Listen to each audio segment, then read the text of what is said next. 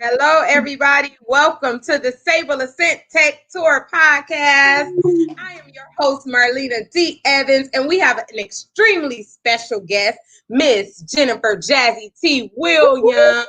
Hey! We're going to talk about what's going on in the media out her way in Rochester, New York. We're going to learn how to have fun, being healthy. So make sure you chime in and we will be right back. How are you today, Jazzy? Oh, I'm doing really, really good.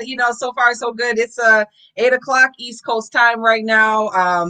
We had my show from 2 to 6 today. We had some breaking news, of course. Every time I get on the air, there's some sort of breaking news. Let our viewers know before we start our commercial. Let our viewers know what's the show at 2 to 6. So Rochester's Best Ride Home on 103.9 WDKX in Rochester, the only Black-owned radio station in the state of New York. Y'all heard that right here first. Make sure you guys chime in. It's easy. We'll be right back. T-minus 10, 9, 8, 7, 6, 5, 3, 2, 1, 0. Liftoff. Stablecoin has taken off and we are coming to your community. We are partnering with industries, real estate, agriculture, minerals, energy, and many more. Let's get ahead of the trend. Paper money is a thing of the past. The future of money is digital, decentralized, and moving light speed on a blockchain. Sableassent is created to empower consumers, nonprofits, and business owners in a global Black economy. Now is the time when we buy back our communities. Own your currency today at sableassent.com.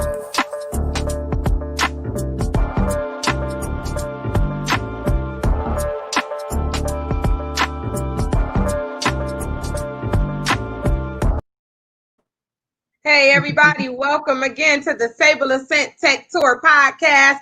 We are here with Jennifer Jazzy T. Williams. She's a new personality at WDKX-FM, Rochester, New York. Shout outs to Rochester. She's the program director of Hustle for Health, co-creator of JR Galactic that specializes in casting and branding entertainment in the industry. Okay. And then she's a mother, a wife, and one of my dearest friends. Everybody say hello to Jennifer Jazzy T. Williams. Marlena, now, as far as you know me, I have never in my life introduced myself as Jennifer. Now, you know this. Yikes. Jazzy T. Williams, my bad. Let's go with the alias. Nobody caught that. It's my government. It's all good. Okay, now, being in the media for several years, you have became what I would call an expert because you've been in the media for several years. About how many years you've been in the media, Jack? Okay, 20 years. Great. 20 years. Oh, 20 wow. years, ladies and gentlemen, that she has been in the media. Give us a few ways the media gods, that I would call them, helps the public, though, because it's such a war towards the media. And then give us ways that they may not help us that we don't understand, if you can. All right. Well, I've had the privilege of working in both urban radio, pop radio, and then also the morning news here in Rochester, New York. So I'll say for the first part of my career working in radio, specifically in urban radio, we have the public interest at heart because it's all about community. It's all about letting people know, what's the gossip on their favorite celebrities, but also about, a community event that's happening in the way of education or job trainings and things like that, or concerts, ways that they can win tickets and things like that. So in urban radio, it's kind of interesting when people say media. You don't necessarily always group in radio. You more so think of newspapers and the actual news, and that's where a lot of that backlash comes. But I can say during the pandemic, where we don't have concerts, we don't have tickets to give away, we're not promoting events, that most radio personalities across the country have become more like news personalities. And that's why, as you said in the introduction, I am a news personality, which kind of gives us the extra burden of telling the news stories of the day. Okay, so I'm going to kind of break it down like this. So the good thing is, we tell the facts. So we get the information and we tell the facts. And the news aspect of it is non-biased. It's, this is what it is. But it also prepares you for your day. So when you're getting up in the morning, you might want to know the time, temperature, traffic, what are the big headlines of the day that everybody's going to be talking about, so that when you get to work or you get to school or you get together with people, you're in the know, you're in the loop, you know what's going on, you know a little bit more behind the tweet. You might wake up in the morning and see Twitter, but with radio and with television, we kind of tell you the story behind that headline. So that's number two. And also, media has the public's interest in heart because we do provide a platform for the community, businesses, and events. And also, we have a thing called the Frontline at WDKX, where you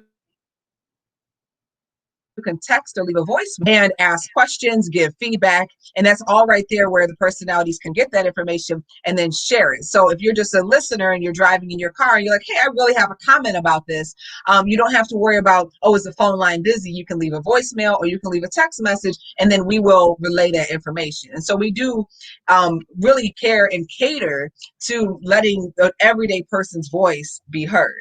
So that's the good side, of media. I love it.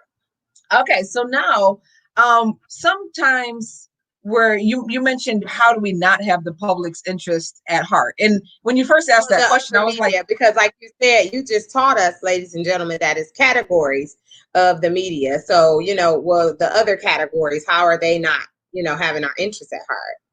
Right. Well, I mean, and then sometimes it's both. Now with social media and online presence and websites, I feel like that is kind of driving even further the catchphrase, if it bleeds, it leads. Have you ever heard that? No. Do tell. That's a news philosophy. If it bleeds, it leads, starting off with newspapers, right? So which that means is you'll get more negative news than you will positive news. So if somebody was shot up down on Jefferson Avenue, or in our case, here in Rochester, there was a mass shooting. Actually, 2 young individuals actually passed away, and I believe it was 14 others that were injured in this mass shooting. That's going to be on the front of every newspaper. That's going to be the top of the thing that we talk about on the Wake Up Club in the morning on the radio, and of course in our local news. But you might have on the same street, you might have had a story where, let's say a young woman, a brownie or a Girl Scout is raising money for a specific cause, right? And you're not going to lead with that, right? If somebody just won their bout with cancer, you're not going to lead with that. If Eddie Van Halen dies of cancer, you're going to lead with that.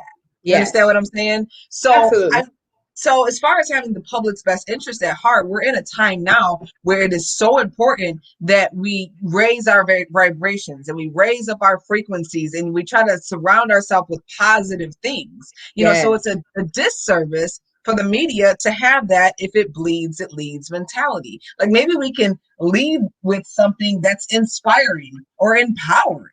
You have to draw somebody in, it's like a sales technique. So when you say that, it tweaks my brain to understand that it's not about just the attack. It's about, that's what grasps the public attention is somebody got shot, somebody got robbed, the election that's going on today. So you lead with that. But then, like you're saying, ultimately, we will see positivity and things that should make our vibration go higher and feel better.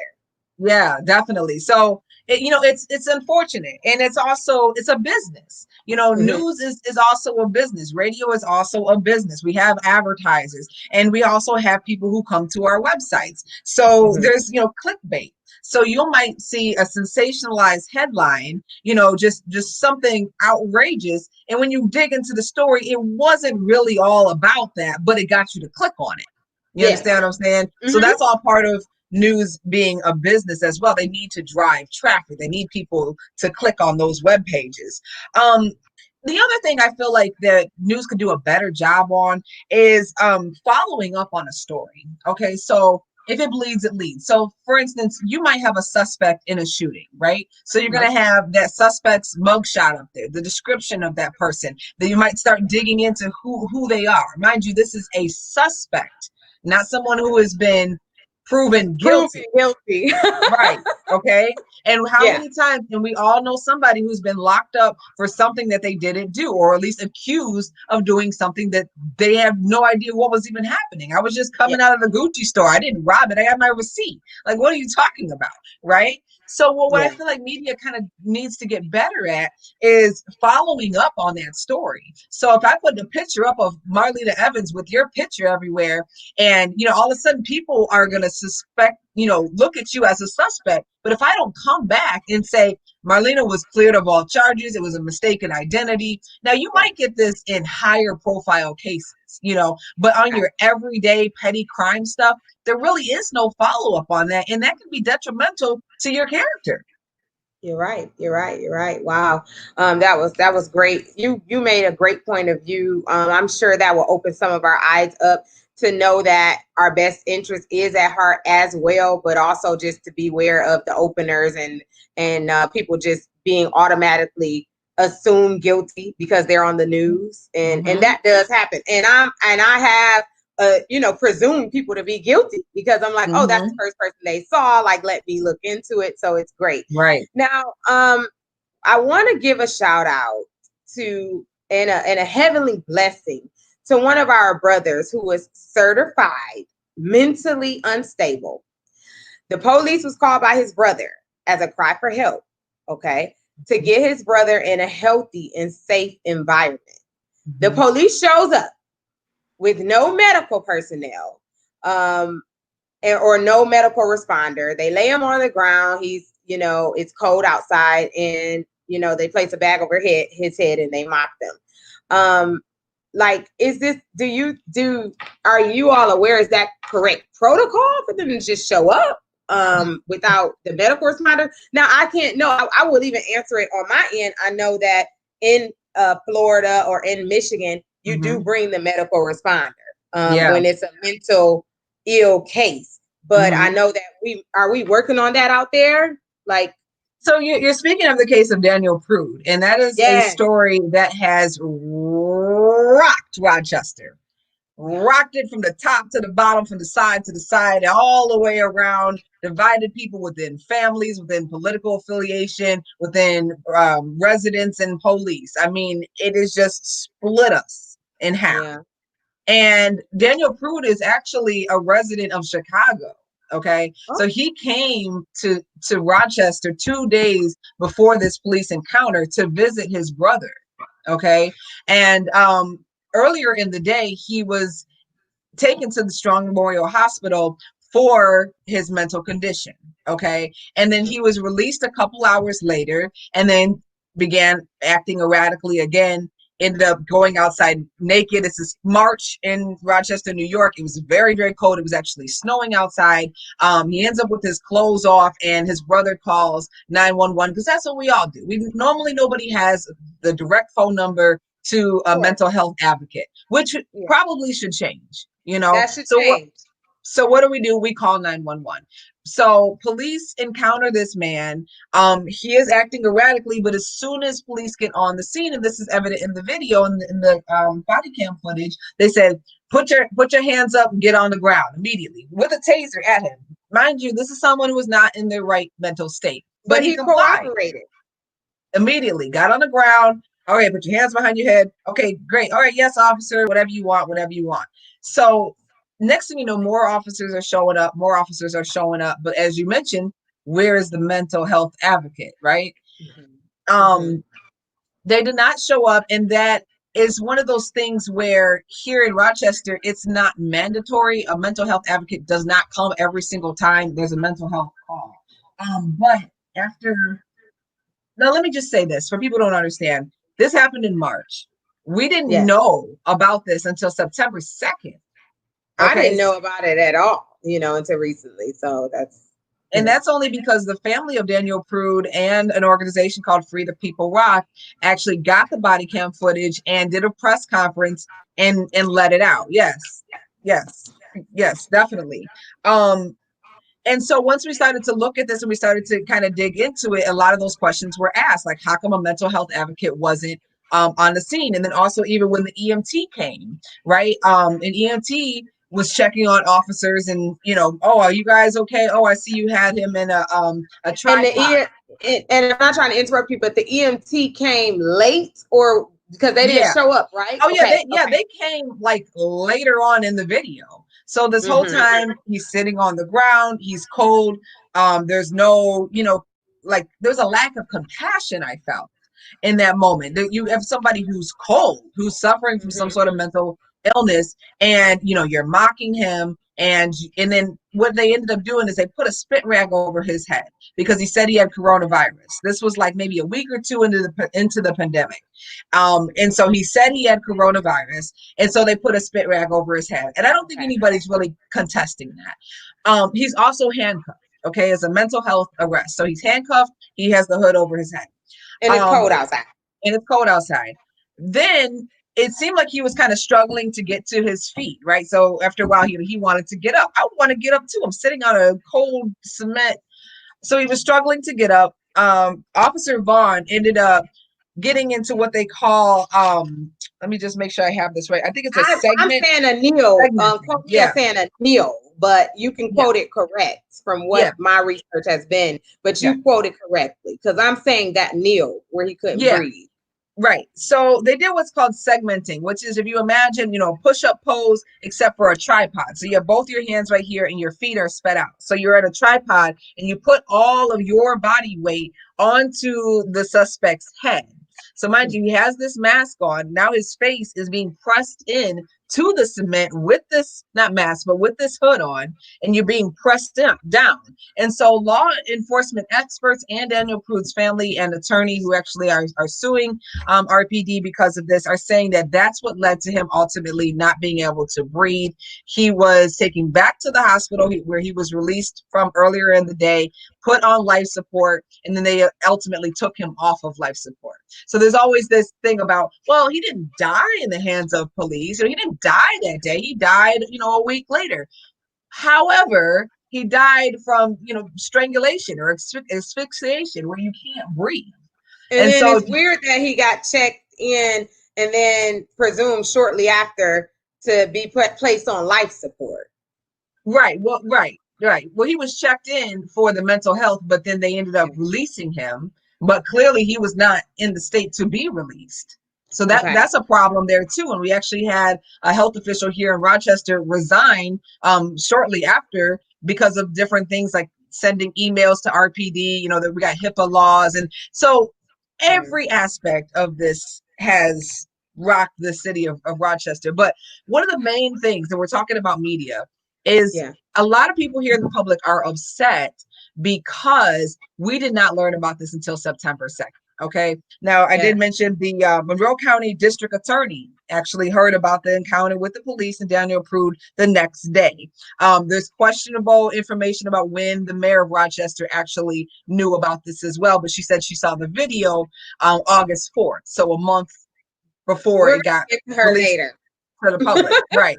So it's just like, if something like this happens and you're not sharing it with the media, you're not sharing, the media is not sharing it with the public, then it creates a distrust. It's like, okay, how come you're talking about the guy who jaywalked or the guy who, was selling a loose cigarette, that's like a big crime. But yet, something like this happens and we're not even talking about, okay, why was there not a mental health advocate on the scene? What could we have done differently before even releasing this man back into the general public? There wasn't an opportunity to have those conversations. It wasn't. Ladies and gentlemen, we're talking to Jazzy T. Williams here. We have a lot going on, as you can all see. I don't normally cover, things like this, but this is important that we speak out for our people that can no longer speak for themselves. Their lives are being taken, and we are human. Please make sure you're registering your Black-owned businesses and nonprofits at www.sableassent.com. We will be right back.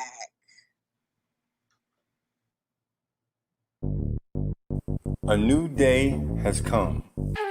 Sableassent is taking your business around the world at no cost.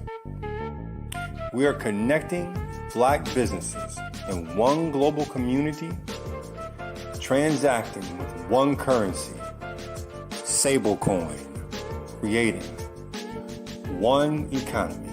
Remember, you are not alone. A digital world is here. Register your business today at sableassent.com.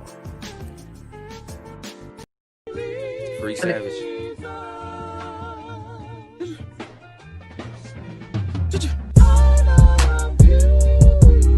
You know, I always say look for the most beautiful thing inside the ugly, and that's where you'll find me. Every time. Yeah. Awards definitely coming. Who got the spirit of Harriet Tubman? Who's protecting your family covenant? Shit, who ready to shoot with the government? Who got a garden of food, man? Who know how to sharpen tools, man? Who know how to till the soil? Shit, who know how to drill for oil? Who got a sense of self and purpose? Who in their own community service? Too many guns is making me nervous. I got a gun right under my I got a bone to pick in my verses. Talking is slick, you slip on the surface. Gotta be deeper than where they can search it. Who gonna teach the kids progression? Stumbling up on another election. How can we talk about voter suppression when they just never got registered? Who got spiritual ties with God? Cause spirituality finds a cause. Making a living define the odds. Who am I signing? I'm signing to God. Hey, and we are back. Welcome back, everybody. I hope you all went to register your Black-owned businesses and nonprofits at www.sableassent.com. Yes, remember that SAC1 is available right now at p2pb2b.io in the United States. It's also available outside of the United States at latoken.com. We are live with Miss Jazzy T. Williams, and we are speaking about what's going on in Rochester, New York, and we're going to talk about being healthy and having fun, okay? So I want to, you got to rewind if you missed what subject we're on right now, but I did see that it is protests going on in your city out there, and I just want to know, you know, have they come up with the solution? Is it peaceful? How has that been going in Rochester right now with the protesters?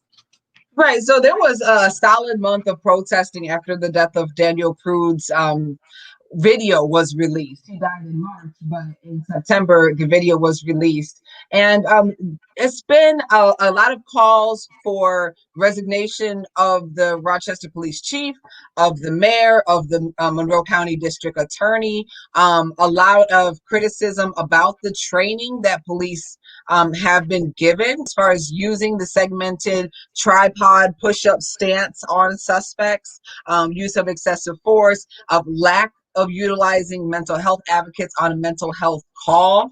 And so the protests have been peaceful. Now, back with George Floyd, we did have, which some would consider a riot. There were instances of looting. And there were businesses this time around with Daniel Prude that boarded up their businesses and their windows thinking it was going to happen again, but it didn't. It was very, very peaceful from the stance of the protesters. However, you did have a lot of force from the Rochester Police Department, which included things like rubber bullets. And just at one point, there was dogs out there. There was state troopers and like military type I'm people. so over the Rochester Police Department. Okay, go ahead. And so there was a lot of this force for people out there with signs and song and chants, you know, let my people go. We shall overcome. And yet all of this, you know, extra geared up riot gear from the police, which is intimidation tactics. Now, you know, they're protecting the public safety building, right? And they're protecting, you know, the downtown state owned and what do you call it? Like the city owned property. However, when protests moved over to Jefferson Avenue, where that happened in the neighborhood, there's no police to be found all of a sudden. And that lets you know they're just trying to protect their businesses and their, Yeah. their facilities, but there really was no need in the first place for that type of riot gear for people with signs and songs. Of course, of course, of course. And you know what? I want to say to the people, Rochester, keep protesting, keep exercising your rights. If you can be peaceful, please try to be peaceful. Keep in mind, if you feel like getting erratic, to go to the spots that you feel like you need to be erratic at. Make sure you don't try and hinder the public as much, or innocent people. But definitely, from my point of view, feel free to make your point. And so, I just want to shout them out to just keep fighting and striving for their rights, because they're going to get it, and they deserve it. Now, let's talk about the mayor, Lovely Warren, who from what I've researched on her, I'm like, okay, we have a Black woman here. I like her. I also see that she got caught off guard because she didn't get the body cam info until September or whatever. So I don't know if I'm just shouting her out, or am I joining the bandwagon of everybody telling her to get removed? Like, what's going on? Like, the mayor is getting a lot of things going on out there, and I feel like when I watched her, she had a calm demeanor. Like, she fired the chief. She did, certain things. But I just want to know, what does the public think about her, and what is she giving off out there? Right. Well, it's very interesting at this particular time. It is an election year, and you do have political opponents who have been out for her since 2017. Okay. So you have these people, and I'll get to them in a moment. Right. Then you also have protesters who say, hey, you knew about this. You didn't do anything about it until Daniel Prude's family got that video released. Now, she said that she didn't understand the significance of the police officer's role in Daniel Prude's death until she finally saw the body cam footage on August 4th, which is still a month before it was made public. So you did still have time. But she did come out, and she was very remorseful. She was very, I'm saying, I'm going to go against legal counsel right now and speak from my heart and do what my mentor, David Gant, would want me to do, and ended up, doing a couple things as far as repercussions and suspending the 7 officers who were there that day and different things like that. But it was never enough. You had protesters that showed up at City Hall, put like wanted posters with her face on it, calling for her resignation. Very powerful image as well, just to kind of shout out to the protesters once again. Again, Daniel Prude was naked, sitting on a cold cement with a bag over his head. So you actually had protesters of all nationalities kind of replicate that scene, and you saw them sitting on the front steps of City Hall. Some of them with their shirts off, some with bras, with the women, but with that hood. And it really was a powerful gesture that they did there. She is not resigning. She shouldn't, though. She should not. And I mean, from my point of view, she needs to, stand up, and it looks like to me she's trying to make it right. But I don't think the city agrees with that, which I feel like they're being distracted. And she did end up suspending her chief communications officer as well, who we found out got an email directly from the chief explaining, what happened and things like that. And so there's a lot of moving parts within the city. She did end up firing the chief of police for Rochester. But I will say he announced his retirement a week after the video came out. Okay. I saw that. And he was only a chief for 3 years. And it's a Black man, LaRon Singletary. She was very proud when she appointed him, but then she also felt that he failed her in some ways by not explaining to the extent of the police officer's hand. Instead, kind of made it seem like, oh yeah, there was this guy, he suspected overdose. We're going to take him to the hospital. And that's it. Not saying, hey, there was this guy, we didn't give him any blanket, we didn't give him any coat, we pushed his face into the ground. Like, they didn't talk about all that part. They just said, hey, there was this guy, he overdosed, we took him to the hospital. And she was like, okay, remember, this is the beginning of the pandemic too. She has to deal with shutting down schools, shutting down the city, just all of these things that are happening. And I'm not trying to really make any type of excuses or really try to share my opinion too much. Yeah. But I think that she is genuine. In my opinion, I will say, I think that she is genuine, and she did account for her faults and not letting the public know. I agree with your point. I feel like that I could tell that the footage that I saw with her and the chief, that they did get along well. I feel like that she chose her position first. I know that that was a difficult call for her, but he was the leader when that did happen. I feel like that she found certain paperwork that wasn't on point, and that was like I don't want to say altered, but it was like a little bit off-putting to where she wouldn't think it was that severe. But she did, but he did spell out what happened, but it was like he kept backpedaling, so he wasn't really straightforward, and he should have released the body cam in the first place. And to me, she did what she was supposed to do. So I would like to say on that note to just make sure you put yourself in her position, especially with what's going on in the world. We need as many Black people in the office. She did take some type of power move and got rid of the leader. So let's just hope that they retrain it and do all of that, from here. And she did actually appoint a new chief of police who is a Black woman who did serve with RPD and ended up going on into doing some more community initiatives. So it's someone who does have their pulse on their finger on the pulse of the community. And now that person is acting as the police chief here in Rochester. And so,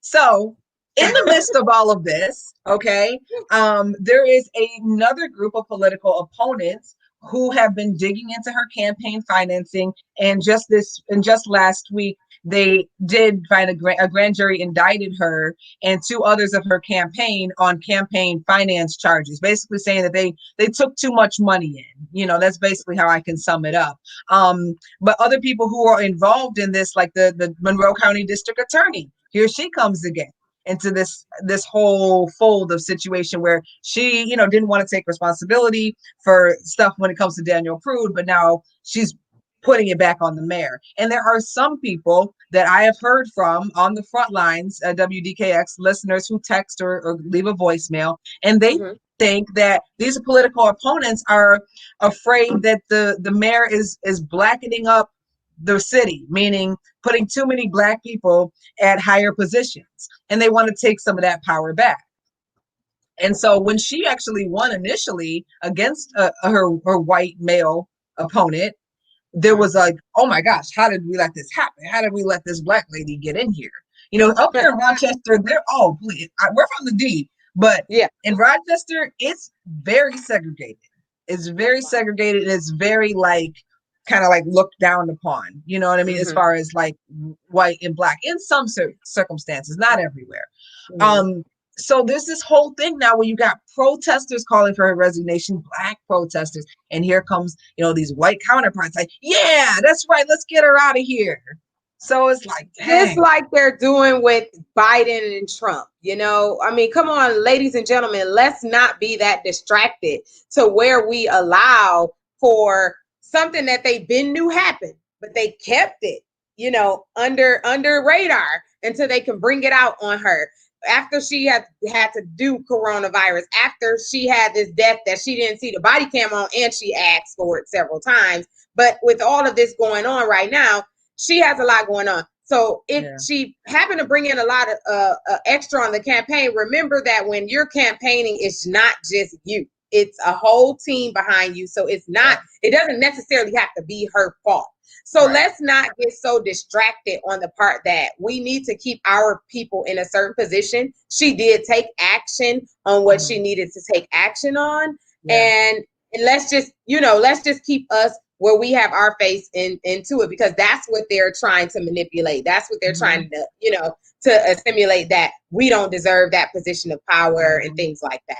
Exactly. So, ladies and gentlemen, we are here with Jazzy T. Williams. We're going to take a little break. www.sableassent.com to register your Black-owned businesses and nonprofits. Remember, it's at no cost. SAC1 stablecoin is available at p2pb2b.io. Make sure you go and buy that now if you're in the United States. If you're outside of the United States, you can go to latoken.com, and we will be right back. T-minus 10, 9, 8, 7, 6, 5, 3, 2, 1, 0, and liftoff. Stablecoin has taken off, and we are coming to your community. We are partnering with industries, real estate, agriculture, minerals, energy, and many more. Let's get ahead of the trend. Paper money is a thing of the past. The future of money is digital, decentralized, and moving light speed on a blockchain. Sableassent is created to empower consumers, nonprofits, and business owners in a global Black economy. Now is the time when we buy back our communities. Own your currency today at Sableassent.com.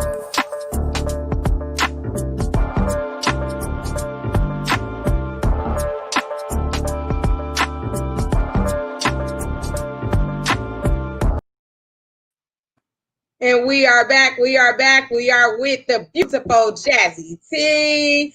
And I want to get on a lighter note. Yeah. As you know, the quarantine has had us in the house, coronavirus, with our kids on virtual school, not feeling comfortable with going outside, with us working from home. So many changes this year, more than any other year ever in the history of Earth. Okay.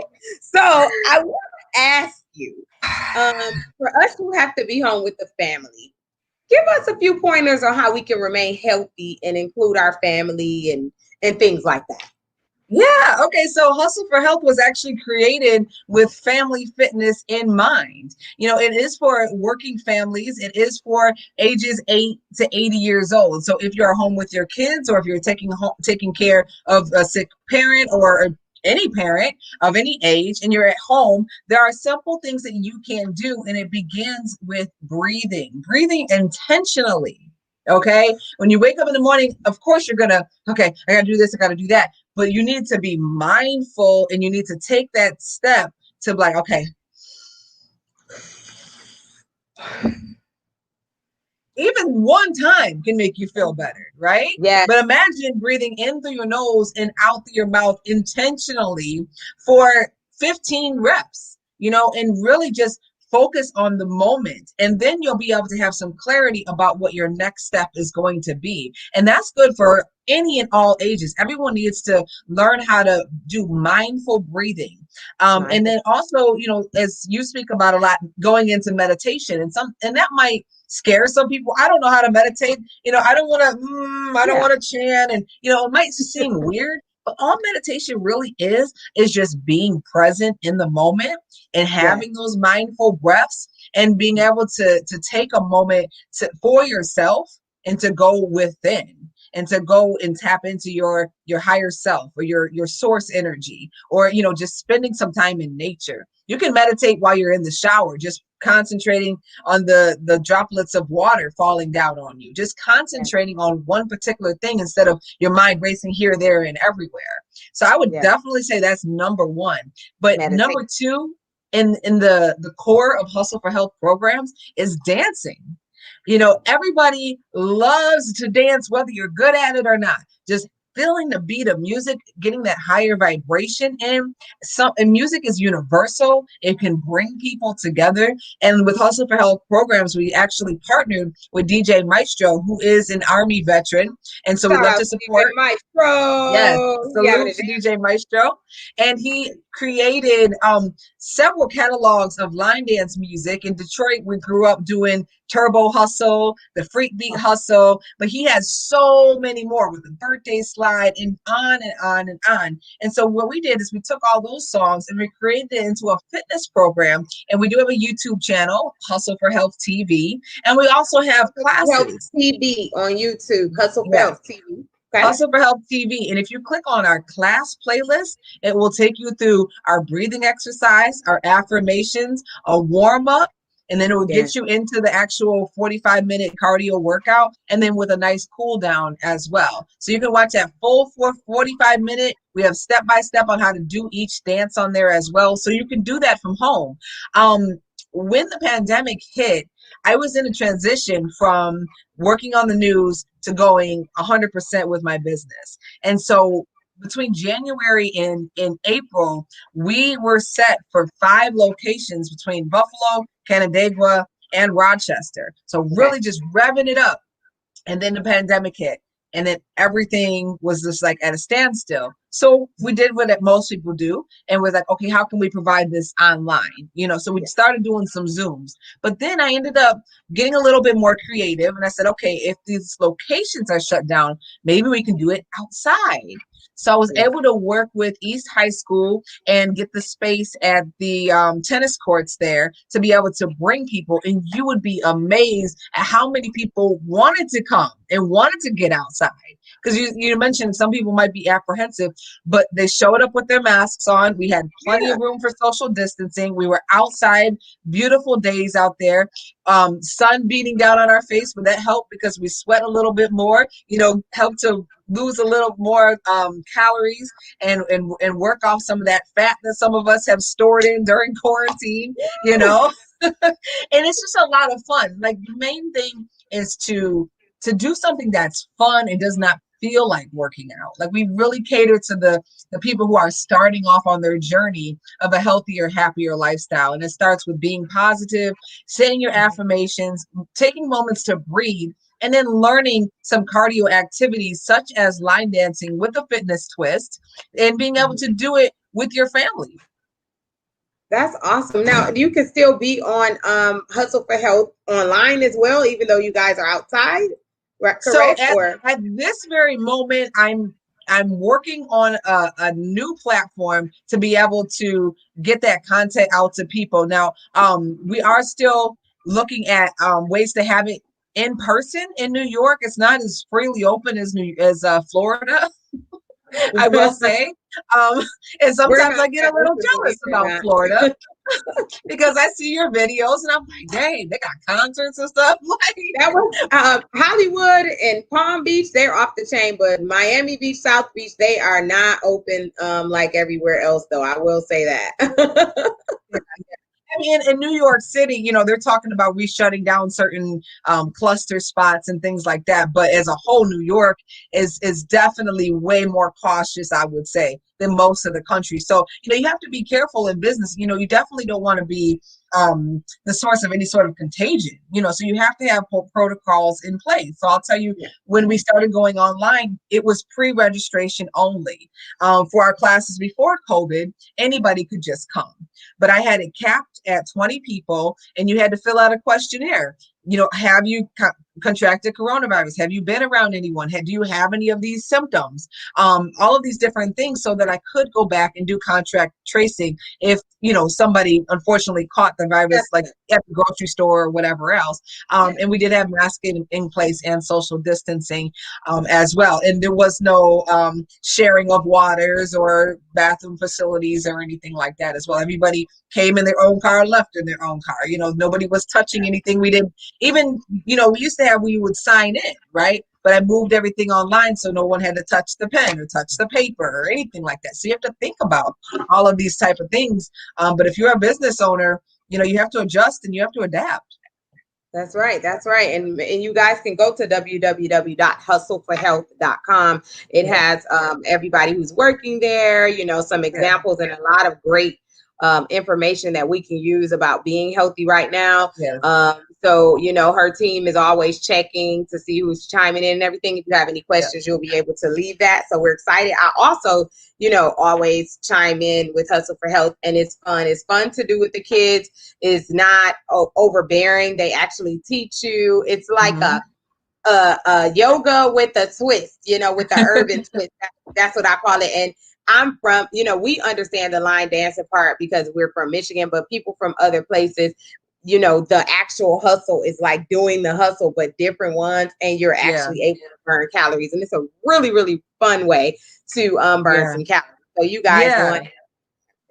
Thank you. Yeah. And also I just wanted to point out that we're on the Wix app as well. So a lot of business owners, have Wix. And if you have the Wix app, you can join our community and you're able to chat with us, get alerts on events that are coming up. And as you mentioned, anytime someone goes to the website, I can see who pops up, and I'm always available on my phone. If you want to ask a question, I can respond immediately. Like earlier today, I saw Miami, Florida had checked in on the website. And if you're a business owner, that's just a little tidbit. Like if you don't know about the Wix app, download the Wix app, get familiar with everything that it can do for you. Even with the stores, you can do on point, what do they call it, transactions. We have t-shirts for sale, for instance. So if I want to do a cash transaction, we can go right there on the Wix app and then immediately take that inventory off so that somebody who's at home trying to buy that same red t-shirt, if you only have one left, you want to make sure that inventory is pulled down immediately.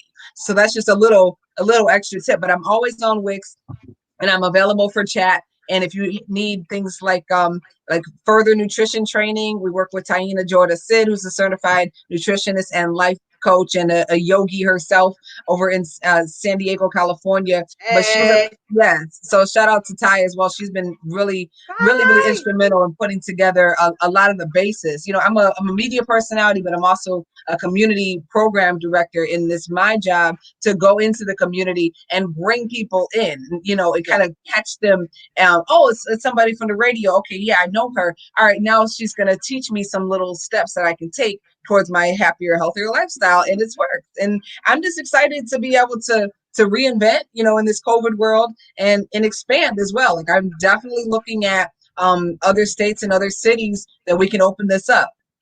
It's going to happen. You guys are doing a wonderful, wonderful job here. Now, I noticed that you did a blog, which was super, super, super, super, super dope to me, because the blog, she has Black Lives Matter in the background representing, on the blog.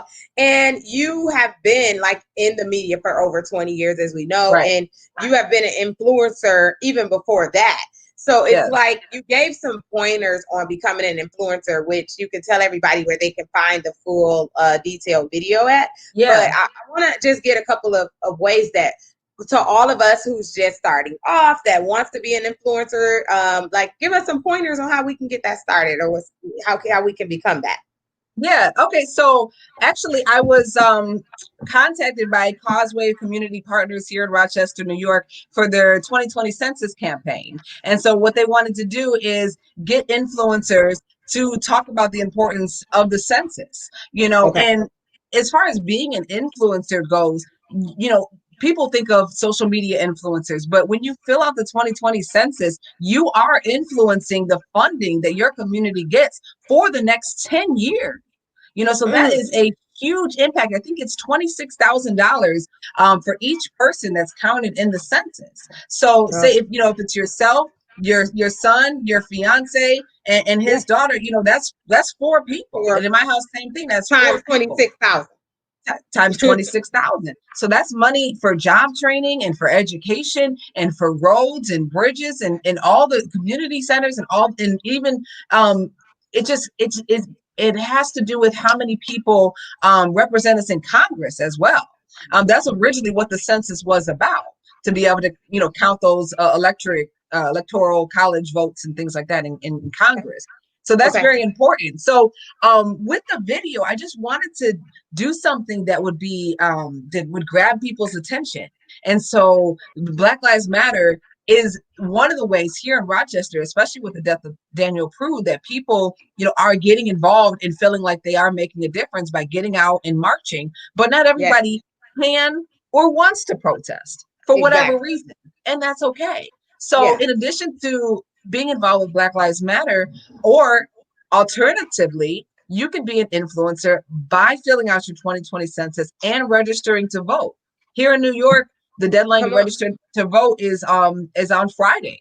It's on October Yeah, 9th. I think here was today or something like it's different. We need to check. Yeah. Yeah, and if this is your first time voting, there might be a lot that you need to learn. Like, number one, you do have to register. If you want an absentee ballot, you have to request one. Okay, so then you have to make sure you sign it the way that you signed your license or whatever signature the state has, because in some states they will check. And if your Yeah. signature that they have on file doesn't match your absentee ballot, then guess what? Your ballot doesn't count.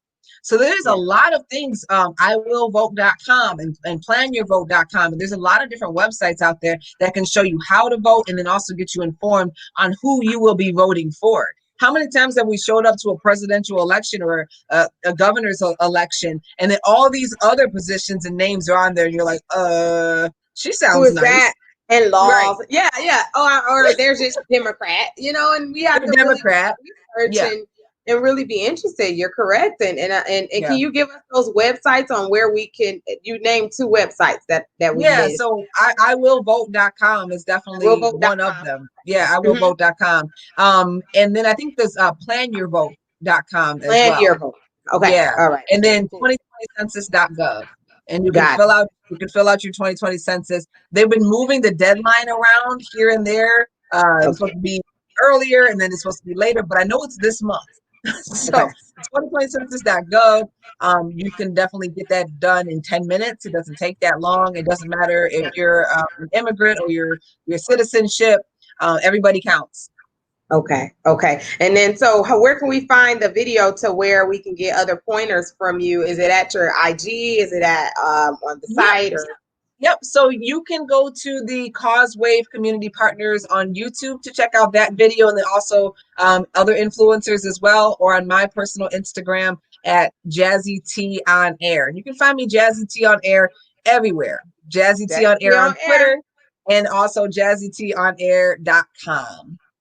We appreciate having you. This was informal. I had to do something a little different. I can't keep coming in contact with these matters that they're killing us and things like that, and in our cities, and they're not trying to let us know about it. And I really appreciate your time in the position that you're in. You're extremely busy, ladies and gentlemen. As you know, she's in the media, she's a mother, she's a wife, she's all of the above, but she took the time out to start speaking to you. She's also an ambassador for Sableassent. We she supports us all the way, and we're just so grateful to have you, Jazzy. I'm just so thankful. Thank you so much for coming today. Yeah, of course. It's my pleasure to be here. And if I can help anybody, if you have any questions about anything, from voiceover to getting into radio to getting into TV, being a brand ambassador, I got to shout out to Easy Loan Auto Sales. I've been their brand ambassador, spokeswoman since 2014.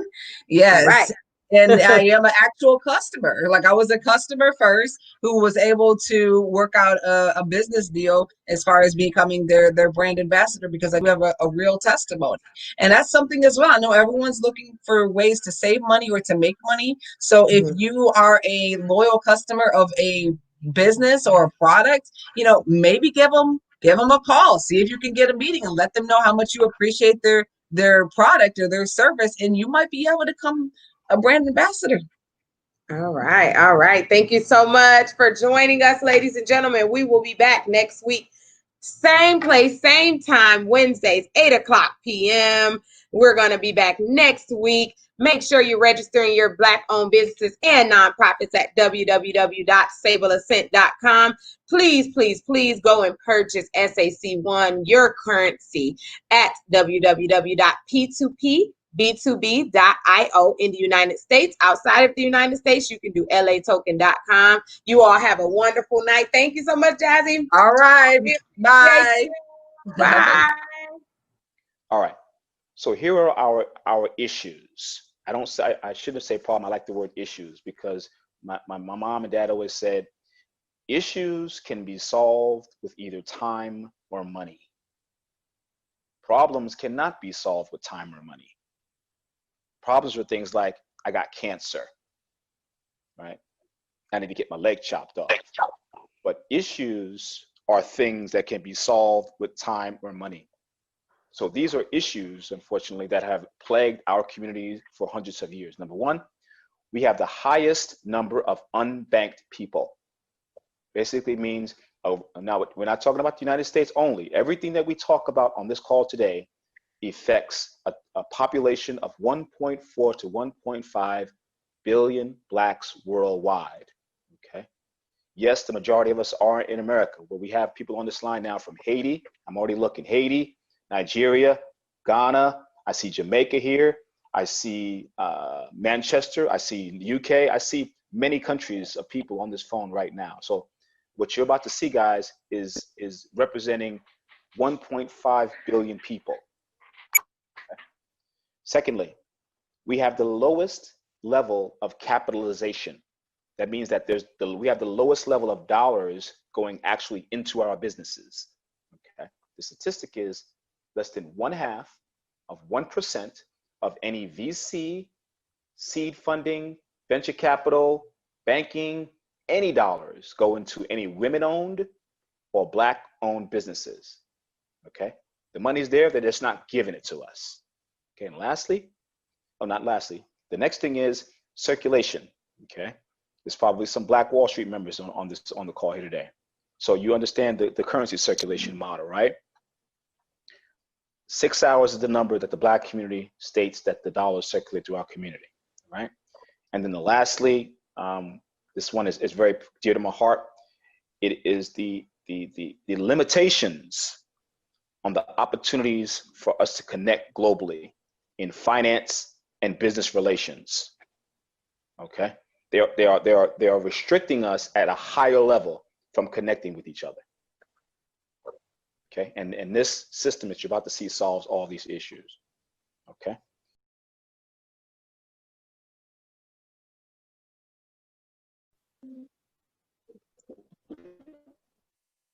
Okay, so the recording has started. All right, ladies and gentlemen, my name is Daryl Speaks. I am the CEO and founder of Sableassent Coin Corporation. I just want to welcome you to the meeting today. It's basically a clear and concise overview of the P2P, B2B coin exchange that is listing the SAC1 stablecoin, the currency for the Black economy worldwide. So what we're doing today is we're providing a clear overview on how to not only purchase for storage, but also purchase for trade and for any other needs that you may have. Okay, so this is a trade platform that's based in Estonia. Okay, that's where their license is located, but they provide liquidity for US-based customers, and how they're able to do that is what's called KYC, or Know Your Customer laws. So they follow all of the SEC regulations, just like Sableassent, in order to provide digital currencies to the US markets, okay? And that's why we went with this exchange. So today we're gonna share with you how to purchase, how to trade, and how to read the screen. And again, this is being recorded, okay? So we're gonna get right into it. So the first thing that you're gonna do is when you come to this page here, it's gonna ask you to register. Now, presently from this page, you cannot register because I have already registered on the screen. So what will happen is I'm gonna walk you through all the necessary functions and functionalities, okay? The top right-hand corner, as you can see, the account is already open. So you can see it says Sableassent Coin, that's the actual account. That's the corporate account you're looking at. It shows the balance, which will be the balance of any coins that you have, okay?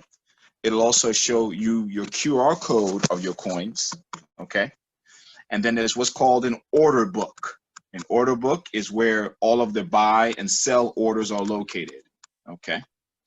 Next is your history of transactions, support to P2P, B2B, and lastly, referrals. Now, this is, I want to stop on this for 1 second because this gives everybody the opportunity. I'm going to click this for a second.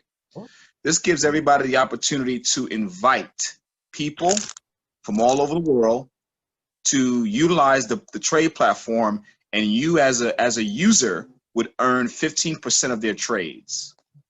I did say that correctly. So if you share this, if I share this link with someone, 5E700E23E, and they use this link, whenever the other person trades and trades, there's up to 15% commission for every person. Okay, that's powerful.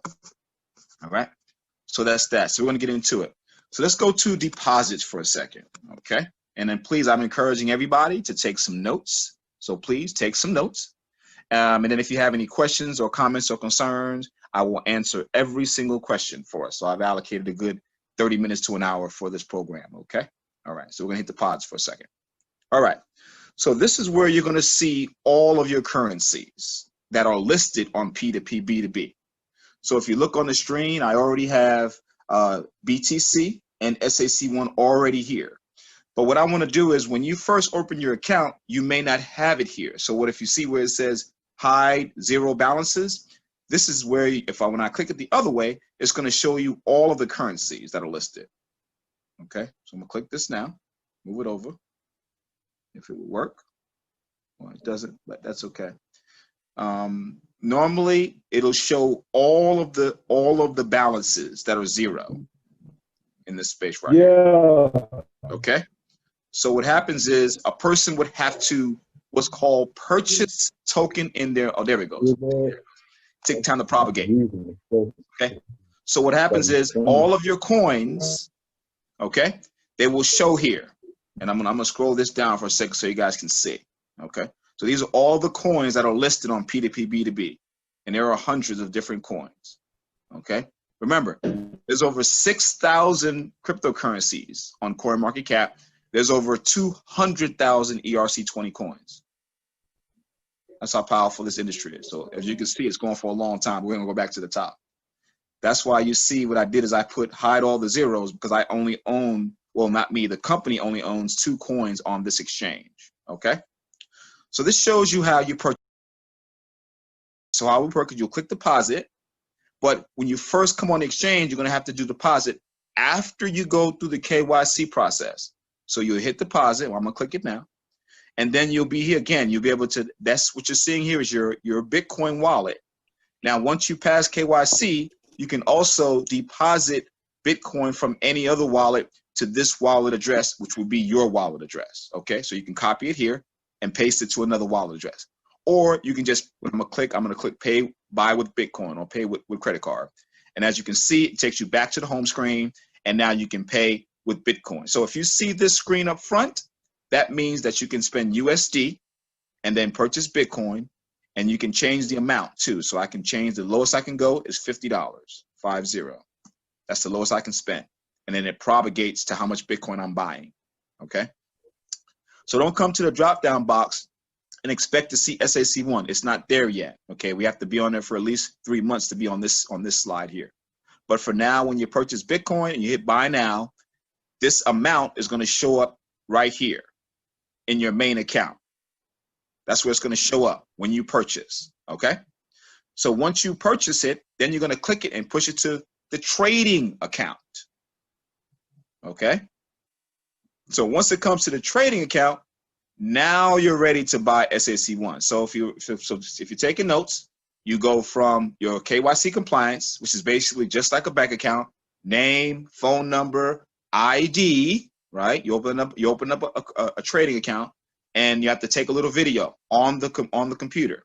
Once you do that and you've been approved, it takes up to 72 hours. Now you're ready to not only purchase SAC1 using Bitcoin, but you're also prepared to trade as well. Okay, so as you can see here on the corporate account, we have 57,408 in our corporate, in our main account, and we have over 100,000 in our corporate account. Okay, so now what we're going to do is we're going to go to the trading. Okay, we're going to show you how that works. So now these other parts up here at the top don't need to be concerned with, because we're not going to go over those right now. So we're going to talk about trading. So now we all know how to go from depositing from cash or credit card to your main account, and from your main account you move it with this button to your trading account. Now you're ready to buy SAC1. Now we're going to click up here to the top right to where it says trade. Oh, if you didn't see it, you can simply type in the search bar again SAC1 and it'll pop up. Okay, so it's not hard to find it. All right, so we click trade now. Now we're going to go to the trading. This is where the actual trading happens. Okay, so as you can see, what you're looking at here, I'm going to go over every single detail so everybody can have an opportunity to ask some questions, okay? Now, first, you have the trading price. Now, this 0.00015 represents the price in BTC. This is what's called a trading pair. SAC1 is a trading pair with BTC on the global exchanges. That's what this is. That's what you're looking at right here. There's a 0% change, meaning there's no up or down change movement, and then there's already been 10 SAC1 sold today. Okay, so people are buying. All right. Now, this is the overall markets. So now if you want to look at balance, you got the markets, which is all the currencies here and all of the active movement, which is the price, the volume of BTC Ether moved, and then the change for the day, right? Balances. Now, if I click this, it's going to show you the balances that I have. Okay, see, here are the balances. So that shows you the balances. So you can buy other currencies too. As you know, all currencies have different use cases. Okay, they all have different use cases. And then special. So if you want to find SAC1 here, you can type in SAC1 or Bitcoin or Ethereum. Those are the three major currency pairs for your currency, SAC1. They all line up here. Okay. So you go back to your market so you can see what's going on in the marketplace.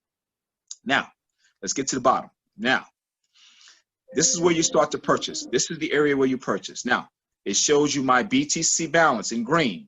Do not click this unless you want to use all of your Bitcoin to purchase SAC1. And if you do, you click that, and that number is going to propagate right here. Okay? That's your BTC number. See? It says I have 0.279 in BTC in this account. If you do what's called a Bitcoin conversion calculator, that ends up being about $290, $280, something like that. Okay. Now, you put down, because remember,